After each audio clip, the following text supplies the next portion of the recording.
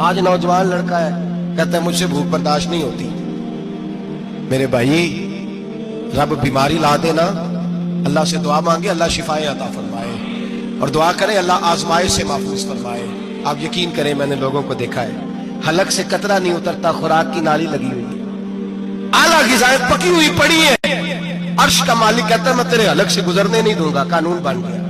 میں نے دیکھا ہے ڈرپ پہ لوگ زندہ ہے، بوتل لگی ہوئی ہے گلوکوز کی، گزارا چل رہا، اعلیٰ غذائیں پڑی ہیں، لاکھوں روپیہ تجوری میں پڑا ہے.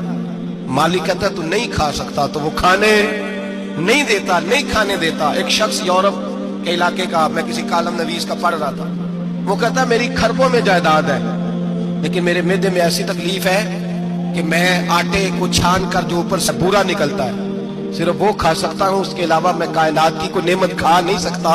اور میرے بھائی وہ جب چاہے تو بڑے بڑے کھانے کھانے سے تجھے روک دے، تیرے دانت چبانے کے قابل نہ رہے، زبان نگلنے کے قابل نہ رہے، معدہ تیرا ہضم کرنے کے قابل نہ رہے، وہ جب چاہے تو جو مرضی کر لے. وہ کہتا چل تو میری مرضی پہ چلنا، ایک مہینہ میرے کہنے پہ نہ کھا، ایک مہینہ میرے کہنے پہ نہ کھا. تو یا اللہ تو کیا کرے گا؟ فرمایا صوم تصفو. میرے نبی پاک نے فرمایا تم روزے رکھو اللہ تمہیں صحت عطا فرما دے گا.